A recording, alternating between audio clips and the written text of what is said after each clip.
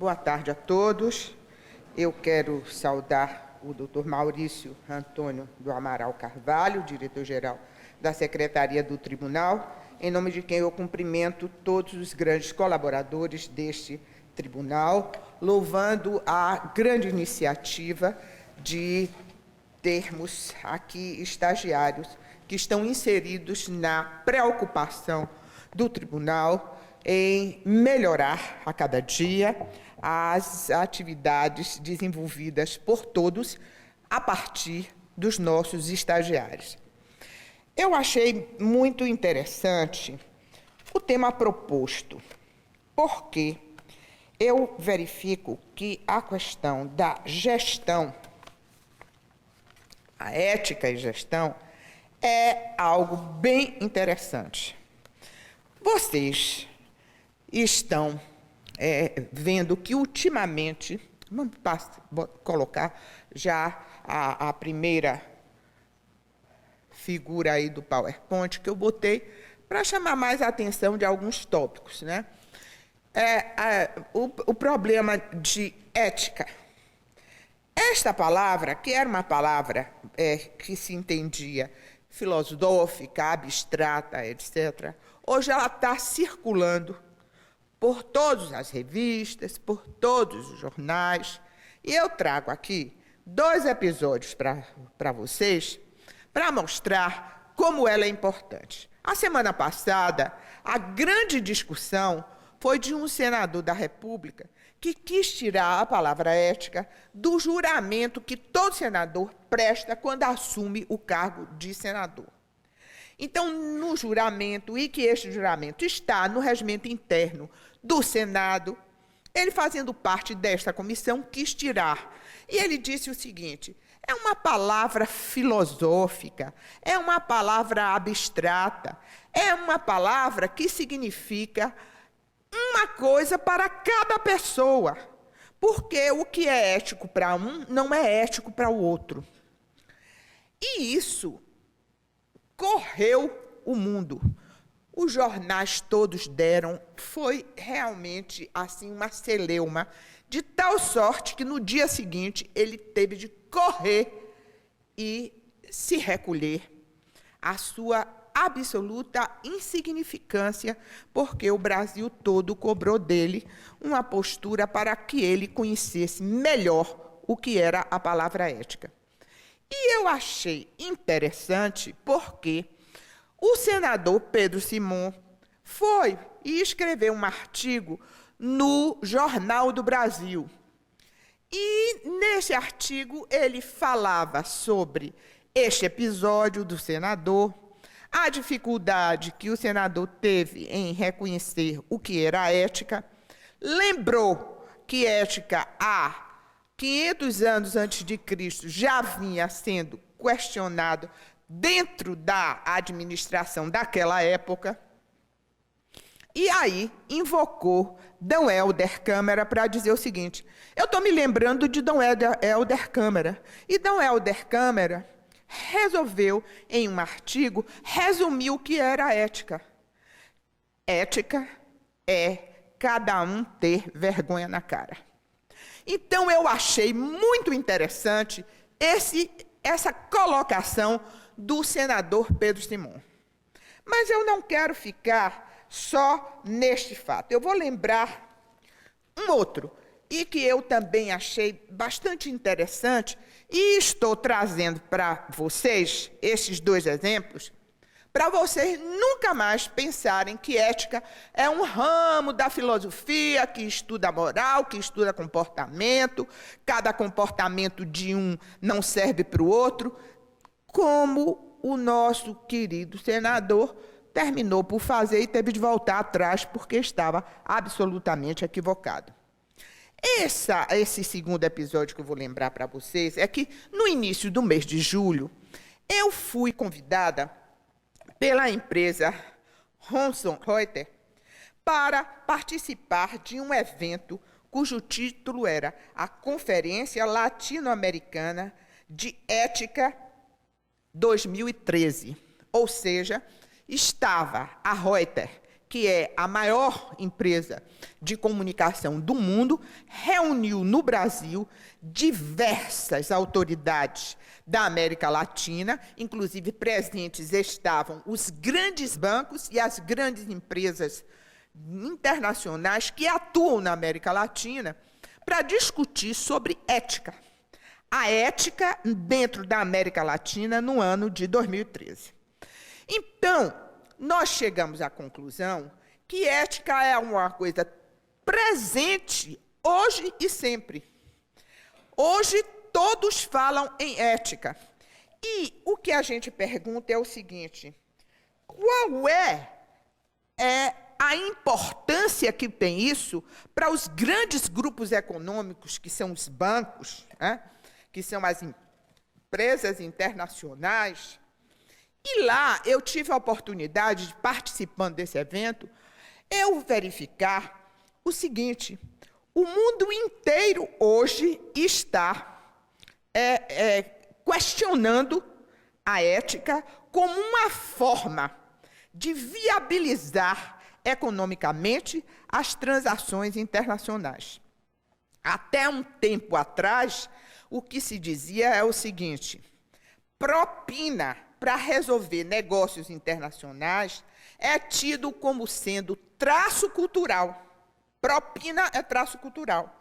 Então, se uma empresa internacional vinha para o Brasil, toda a propina que era dada aos atores brasileiros jungidos àquela operação de importação e exportação, era possível descontar no imposto de renda, porque todo esse dinheiro gasto em propina era tido como despesa operacional da empresa exportadora ou importadora em relação ao traço cultural do Brasil, porque culturalmente nós somos um país taxado de pagar propina ou receber, no caso, propina. Isso começa a mudar já no ano de 1997, quando a comunidade internacional proibiu que houvesse esses descontos no imposto de renda, para dizer o seguinte: todos que pagarem propina têm de arcar com os custos dessa propina. Não podem mais abater no imposto de renda. Vocês começam a verificar que as coisas começam a mudar em 1997 na comunidade internacional, e observem que eu estou ligando sempre a questão da ética com o combate à corrupção. E é exatamente este o sentido que eu vou dar à nossa conversa. E descobri também, nesse evento da Reuters, que o valor que se gasta hoje, que as empresas internacionais gastam com o pagamento de propina, principalmente nos 4 maiores países que estão no ranking dos países desenvolvidos e que estão comercializando dentro dessa globalização, são cifras absurdas. Em primeiro lugar, a Rússia, a China, a Índia e o Brasil. São os 4 grandes países que estão à frente em termos de corrupção. E é a partir daí que nós vamos falar sobre ética e gestão para chegarmos a pé na nossa atividade precípua. Por quê? Introdutoriamente, quando eu falo de ética, eu falo o seguinte: existe uma crise profunda e generalizada de valores, convicções e segurança. Por quê? Porque a gente não sabe mais o que é certo e o que é errado. Até para criar os nossos filhos fica difícil, porque nós estamos vendo pessoas que são absolutamente antiéticos, aéticos, se dando muito bem. Então, o que vale é o se dar bem como resultado, Ou o que vale é a gente ter uma vida e um comportamento coerente dentro da sociedade? Então, essa crise profunda e generalizada, com convicções em relação à segurança, o que a gente pode ou não pode fazer, esses limites em relação ao comportamento social, tudo isso faz parte desta era, deste século XXI. Todos nós estamos com estas dúvidas, com essas dificuldades, mas uma coisa nós podemos dizer de logo. Neste século XXI, o que importa é o coletivo, não é mais o individual. E é isso que é bem interessante nós observarmos. Por que é interessante observarmos isto? Pelo seguinte, porque nós, no passado, tínhamos o quê? Nós tínhamos a ideia de que o que era importante era o nosso bem-estar, era o nosso direito, era o nosso ser, era tudo aquilo que me diz respeito. Eu quero estar bem. A minha geração, que é a geração dos hippies, né? A geração dos anos 60, 70, é a geração que chegava a dizer: eu estou na minha. E estar na sua era a coisa mais importante do mundo, que era você estar na sua e você querer fazer as coisas para se dar bem. Mas o mundo mudou, o mundo começa a girar.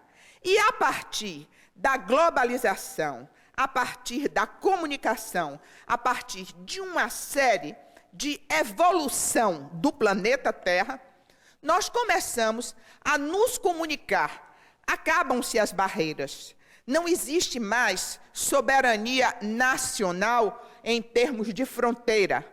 As fronteiras hoje estão abertas e as pessoas transitam de um lado para outro, de um país para outro, e nós começamos a sentir as grandes dificuldades.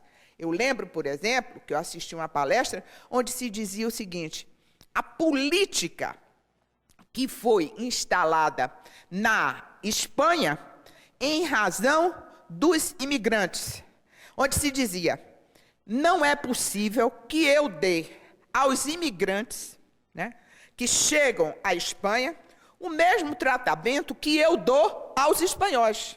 Portanto, estes que chegam como imigrantes ou chegam clandestinamente não têm direito à aposentadoria, não têm direito à educação, não têm direito à previdência. E desta forma eu estou preservando os espanhóis. O que é que aconteceu? Absoluta insegurança, porque eles marginalizaram todas as pessoas que estavam fora daquele mundo de nacionalidade espanhola, que começou a roubar, a assaltar, a agredir, a falar mal, criando verdadeiros quistos dentro do Estado espanhol. Foi preciso, então, uma mudança para trazer esses imigrantes para dentro do seio nacional e dar a eles os direitos que todos os espanhóis tinham, a fim de que eles pudessem sobreviver honestamente e corretamente. Isto é o quê? É pensar no coletivo. É a importância do coletivo. Porque hoje nós chegamos à conclusão que ninguém pode se dar bem sozinho, individualmente. Para que eu me dê bem, é preciso que as pessoas que estão me cercando se deem bem também. Se vocês forem estagiários de um órgão, de um tribunal, que seja um tribunal de excelência, vocês serão estagiários de excelência. Mas se vocês forem estagiários de um tribunal medíocre, vocês serão estagiários medíocres. Porque a coletividade hoje é o que importa. Hoje, o século XXI pensa no todo, pensa no geral. E é exatamente aí que vem a questão da ética. Porque ética, no fundo, é pensar no outro. É um comportamento que faz com que eu pense não apenas em mim, mas eu penso no outro. E no momento que eu penso no outro, até por razões egoísticas, eu estou pensando em mim mesmo. Um exemplo. Vamos dizer que dentro de um condomínio existe uma pessoa educadíssima, que tem um comportamento ético, que faz a embalagem correta do seu lixo, colocando devidamente acondicionada, combatendo todas as sujeiras, combatendo tudo que possa causar alguma dificuldade, poluir o meio ambiente. Ela resolve sozinha o problema do meio ambiente neste condomínio? Não. Porque se ela tiver uma vizinha que não acondicione bem o lixo, que não resolva os problemas das plantas, que mantenham águas paradas, ele terá todas as dificuldades, porque não terá um meio ambiente são, saudável. Portanto, são direitos que foram surgindo e que é preciso que nós tenhamos a ideia que eu sozinho não posso desfrutar. Eu preciso do outro, eu preciso do coletivo. E na medida que o mundo cada vez mais precisa do outro e precisa da coletividade, tem de recorrer a quê? A ética. Nesta ideia, passa a próxima para dizer o seguinte: o que é que aconteceu com o Brasil? O Brasil é um país que nunca se preocupou com a ética. Era um país dominado pelas elites. As elites realmente tinham do bom e do melhor, faziam parte do governo, e eu me refiro a elites econômicas e elite política, e as coisas se resolviam efetivamente sem grandes problemas. Porque eu tinha aquele miolo que se dava bem, que fazia a distribuição do produto nacional, que as grandes extensões de terras devolutas eram distribuídas para eles. E, desta forma, viviam felizes porque eram hegemônicos, deixando atrás de si uma camada de população que não tinha acesso a nada. Era um país das elites. E os governos, por uma questão de modelo, não é por mal, mas era um modelo, estavam trabalhando em favor dessas elites. Houve, entretanto, a grande ruptura com a Constituição de 88. E pela Constituição de 88, nós fizemos uma revisão total desses direitos, que eram direitos individuais, rompendo-se, então, o individualismo jurídico, ou seja, aquela ideia de eu sou proprietário, eu tenho todo o direito de propriedade, e acabou-se. Pela Constituição de 88, não adianta, você tem o direito de propriedade, mas a sua propriedade tem de ter função social. Eu não posso pegar um terreno no centro da cidade, cercar e dizer, é meu, e acabou-se. E especular o valor deste imóvel. Por quê? Vem a função social e aí eu pago mais imposto, eu sou obrigada a murar, eu sou obrigada a fazer passeio, eu sou obrigada a pagar um imposto bem maior do que aquela área construída, de tal forma que esse meu direito começa a me onerar. Isso é o quê? A nova visão que se tem com a Constituição. E estes direitos que foram surgindo, onde a ética é importante porque eu estou pensando na coletividade, são chamados direitos de terceira geração. Né? Esses direitos de terceira geração são direitos ao meio ambiente, ao direito do consumidor, que pode reclamar se não estiver sendo bem atendido. São direitos que até então praticamente não existiam, porque só se pensava no eu sozinho. E esses direitos de terceira geração, visa, sobretudo, a inclusão social das minorias. E é uma coisa importantíssima porque veio com a Constituição de 88. De forma, quando eu falo em inclusão social das minorias, não é coisa do PT, não é coisa de Lula, não é coisa de Dilma Rousseff. Isso é da Constituição de 88. Mas quais foram os resultados? Os resultados é que houve um desmanche da máquina burocrática, porque eu precisei de estar com funcionários e servidores que atendessem a essa nova ideologia, com programas de inclusão social que foram muito positivos, e nós colocamos para a classe C pessoas, milhares de pessoas que estavam marginalizadas, né? Um enfrentamento das elites, porque as elites desalojadas começaram a ficar enfurecidas. E foi preciso, para haver uma composição dentro do equilíbrio político da sociedade brasileira, que houvesse as transações em busca de governabilidade. Eu estou mostrando para vocês sentirem o seguinte: não é dizer existe corrupção na cúpula, portanto, vai descendo e todo mundo vai virar corrupto também. Não. Existe uma razão de ser para cada coisa que acontece.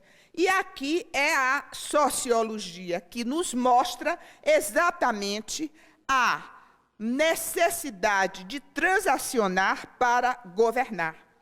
E isso foi que fez, e próxima à transparência, como resultados, a instabilidade social, afastamento das promessas elitivas, abandono da ética na política. E um dos postulados do governo Lula ficou e caiu de água abaixo, porque para transacionar, ele esqueceu um pouco o coletivo. Teve muito sucesso em um dos postulados, que foi a inclusão social, mas, para conseguir isso, teve de abrir mão de algumas situações.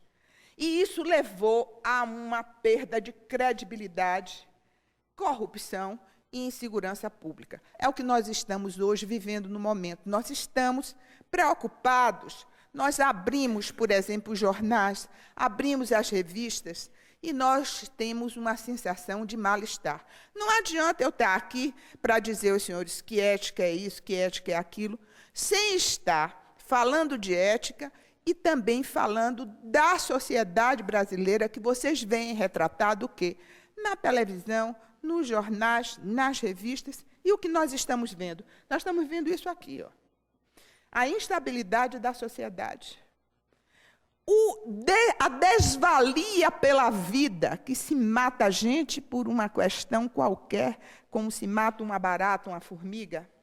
Porque está havendo um afastamento das promessas que foram feitas na eleição e está se abandonando ética na política, e por isso nós estamos a cada dia vendo uma autoridade que está sendo questionada com escândalos e escândalos e escândalos e escândalos. E isto vai fazendo com que a gente vá perdendo a credibilidade no aparelho estatal. E isso faz com que a gente comece a transigir com os nossos próprios comportamentos.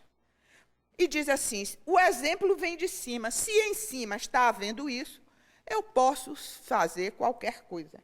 E é a grande dificuldade que nós temos em um país onde a cúpula está sofrendo estes resultados, para a população entender que não pode se comportar da mesma forma, em razão dos seus próprios interesses pessoais. E é isso que eu quero chegar para dizer que a corrupção e a insegurança pública que hoje nós vivemos, né, porque temos a consciência de que nós que pagamos impostos somos aqueles que carregam estes corruptos, nós temos a ideia de que nós precisamos fazer alguma coisa.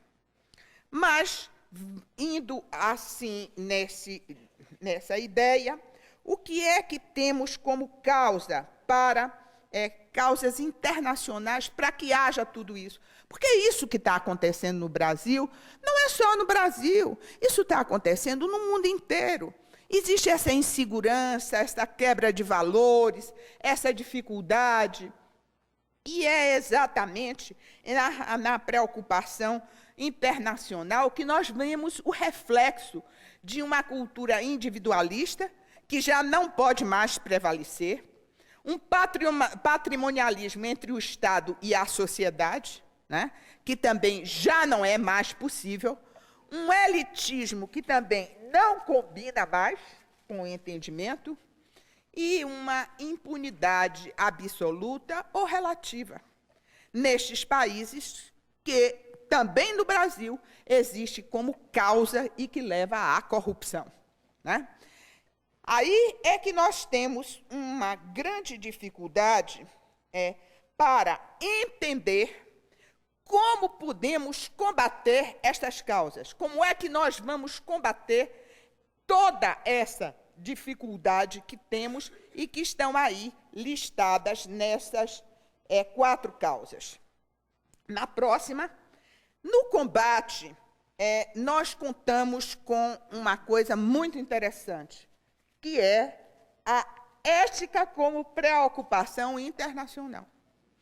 E aqueles países ricos, soberanos, e que viveram a vida inteira sugando das nações menos desenvolvidas, hoje têm a ideia de que as coisas mudaram e que eles não podem mais se comportar desta forma, porque estão pagando um preço caríssimo.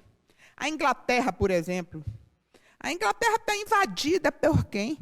Está invadida pelos imigrantes, que causam grandes transtornos para a sociedade inglesa, que já evoluiu anos-luzes, né?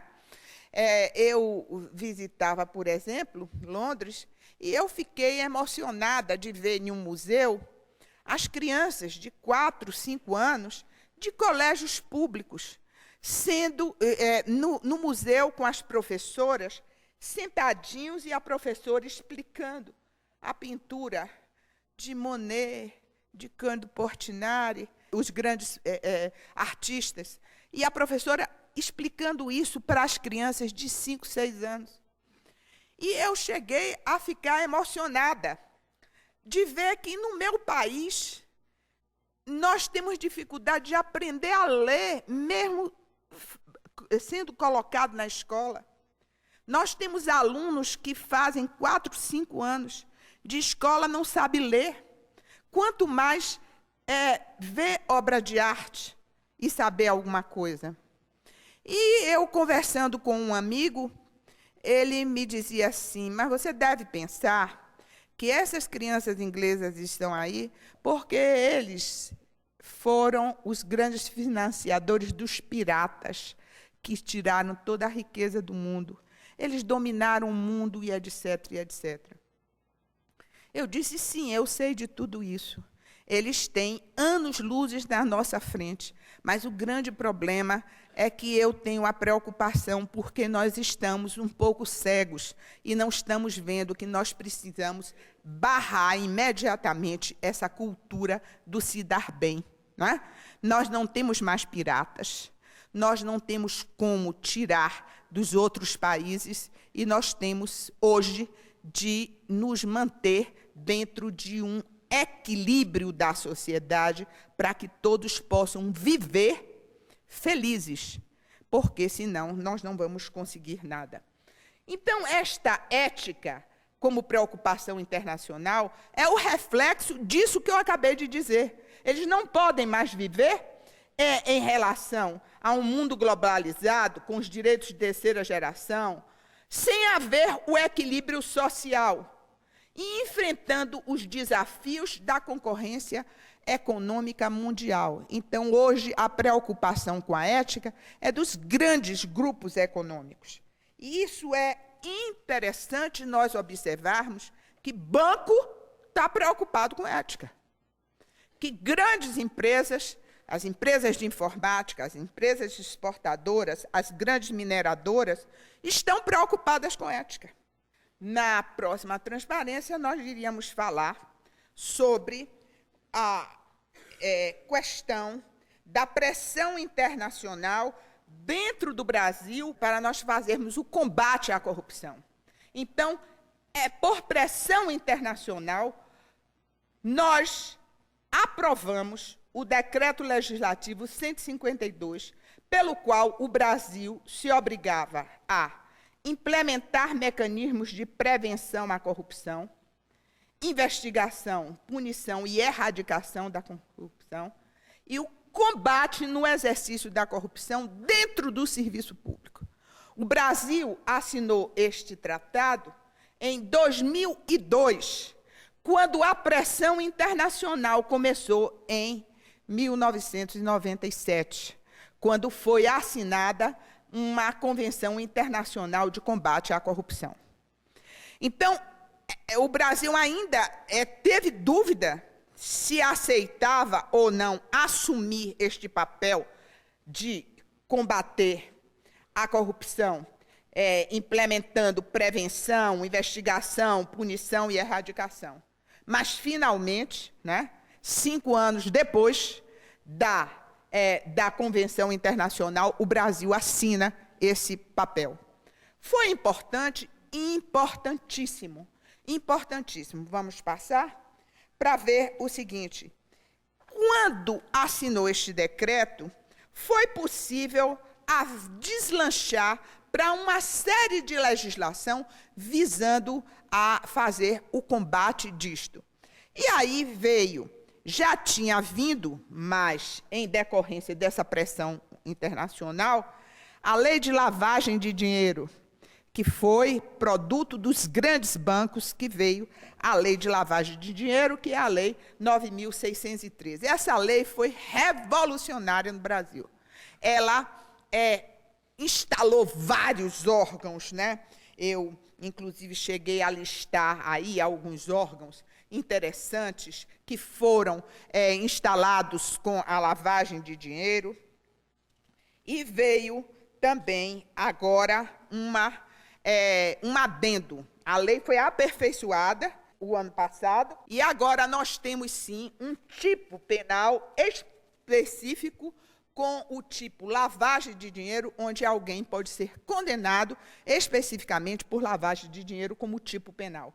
É muito interessante observarmos estas mudanças provocadas pela área internacional. Vamos passar para dizer mais ainda alguns, vamos passar para falar de uma outra lei que foi interessante e veio por pressão internacional, que é a Lei contra a Improbidade Administrativa, que esta é a grande lei que dá o instrumento necessário ao Ministério Público para que o Ministério Público possa pegar os corruptos nesse país.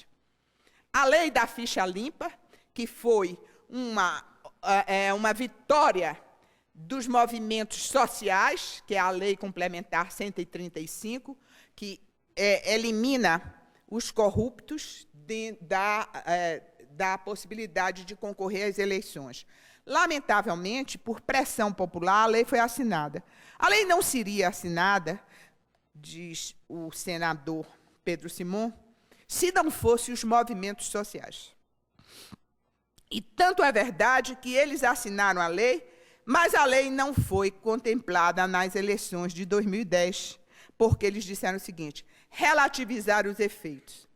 E já estavam planejando relativizar os efeitos da lei da ficha limpa para as eleições de 2014. O que foi barrado, acabou-se essa conversa com os movimentos do mês de junho, os movimentos de rua. Uma grande lei foi também a lei de acesso às informações. É a lei da transparência. Essa lei de acesso à informação, ela faz com que o serviço público seja transparente. Vamos botar na internet tudo o que se passa no serviço público, em termos numéricos e em termos de ganho. E aí eu me lembro do ministro Ades Brito dizendo o seguinte: para que nós possamos desinfetar alguma coisa que está suja, e a corrupção é uma grande sujeira, é preciso que a gente deixe o sol penetrar. E o sol é exatamente que leva, o sol é levado pela transparência, onde nós colocamos os dados para que seja possível à população e organismos, ONGs, etc., tomem conta da aplicação do dinheiro público. Esta é uma grande lei, esta lei de acesso à informação. Então, precisa aliar a educação, acesso pela meritocracia e fiscalização, que é a última, que veio através da corregedoria. E isto é o reflexo de quê? De que nós estamos com um movimento interno dentro dos órgãos públicos para combater a corrupção interna. Eu quero mostrar aos senhores que isso que nós estamos vendo no jornal não é a face toda do Brasil, que nós estamos caminhando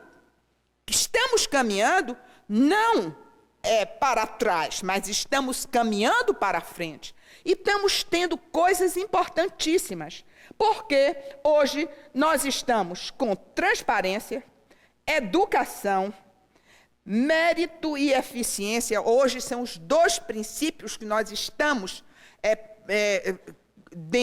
exigindo que haja no serviço público, o mérito e a eficiência, mudando uma cultura.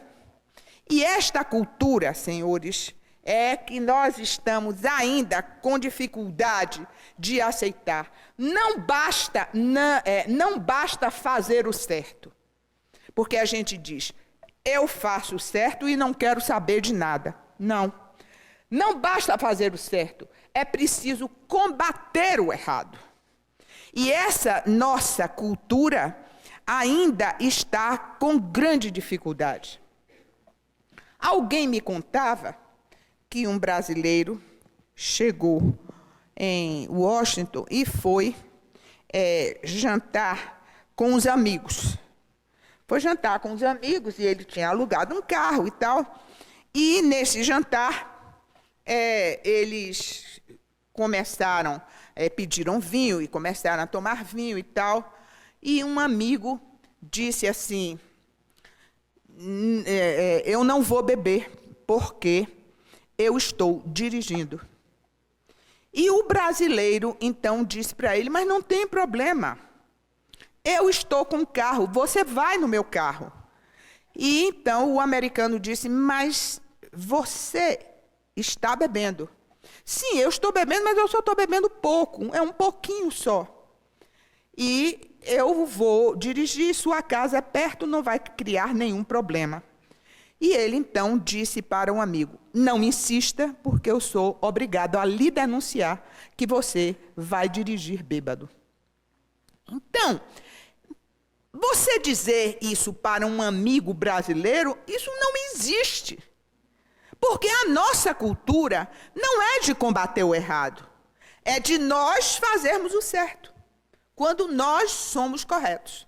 Então, temos de partir para fazer o certo e não aceitar que se faça o errado. Denunciar, mostrar, combater. Porque nós estamos tomando conta hoje, não do nosso pedaço, mas do pedaço que nos cabe dentro desta sociedade. Mas temos ainda um órgão de controle interno e externo, porque os órgãos do Poder Executivo estão subordinados à Controladoria Geral da União. E esta Controladoria foi capaz de punir com demissão mais de 3.600 servidores. Isso nunca se viu no Brasil, gente. Isso é um grande avanço. Não é ainda o necessário, mas é um grande avanço. A Polícia Federal, as corregedorias e as ouvidorias são órgãos que, quando funcionam, dão o exemplo. Lamentavelmente, eu tenho a ideia de que muitas corregedorias não funcionam. Existe só no papel. Mas, aos poucos, vamos tendo a possibilidade de estruturar bem estas corregedorias. E, desta forma, nós avançarmos no combate à corrupção. Mas eu estou chegando quase ao fim para lembrar dos novos tempos. Estes novos tempos nos diz o seguinte: gritos da rua. Todo mundo está falando nesses gritos de rua. Todo mundo ficou com medo, todo mundo ficou pianinho com os gritos da rua. E aí nós vamos dizer o seguinte: que é preciso sim denunciar, é preciso fazer, é preciso participar para eu ter uma vida digna. Principalmente eu, que não sou elite. Principalmente eu, que vivo do meu salário. Principalmente eu, que pago imposto.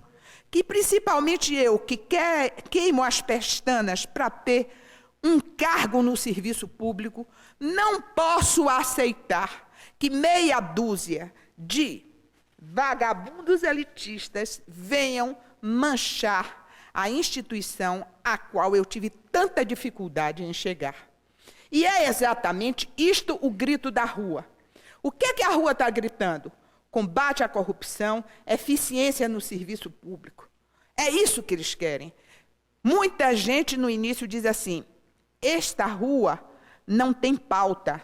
Ninguém sabe o que eles querem. Eu disse: mais do que está gritado o que eles querem um basta na corrupção e eficiência no serviço público. E essa eficiência no serviço público são os transportes coletivos que são licitados erradamente, que são dados propinas nessas licitações. Combate à corrupção é exatamente o parlamento ser capaz de votar o que precisa ser votado segundo a voz do povo.